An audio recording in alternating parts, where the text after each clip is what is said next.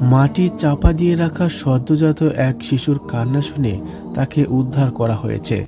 ভারতের মধ্যপ্রদেশ রাজ্য থেকে উদ্ধার হওয়া ওই শিশুটি এখন পুলিশ হেফাজতে চিকিৎসাধীন রয়েছে। গত সোমবার বিকেলে রাজ্যের বারওয়ানি জেলার ঘুষ গ্রাম থেকে স্থানীয় ওই শিশুকে উদ্ধার করেন।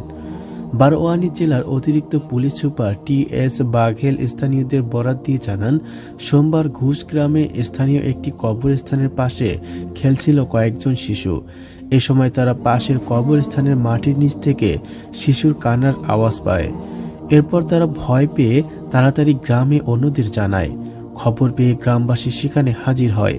টি.এস. বাঘেল আরও জানান, স্থানীয় বাসিন্দা শের সিংহ ঘটনাস্থলে পৌঁছে মাটি চাপা দেওয়া সদ্যজাত শিশু কান্না শুনতে পান। শের সিংহ ও তার স্ত্রী সুনিতা সিংহ দুজনে জীবন্ত শিশুটিকে উদ্ধার করেন। এ বিষয়ে শের সিংহ জানান, শিশুকে মাটি চাপা দেওয়া হয়েছিল, তবে মুখের অংশটি বাইরে ছিল। এ কারণে নিঃশ্বাস নিতে কোনো সমস্যা হয়নি। পরে তিনি স্থানীয় পুলিশ ফাঁড়িতে খবর দেন। পুলিশ এসে শিশুকে বারওয়ানি জেলা হাসপাতালে ভর্তি করে। বারওয়ানি জেলা হাসপাতালের শিশু বিশেষজ্ঞ রূপ সিংহ ভারালে জানান, শিশুটির বয়স 10 দিনের মতো হবে।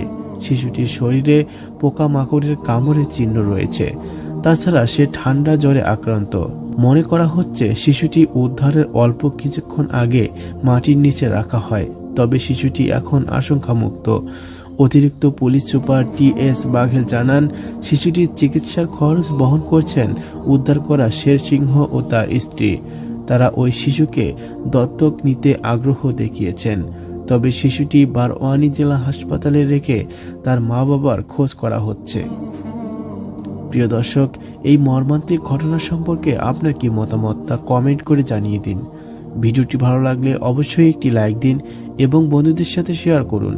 আর হ্যাঁ, পরবর্তী আপডেটের জন্য আমাদের চ্যানেলটি এখনই সাবস্ক্রাইব করুন। ধন্যবাদ।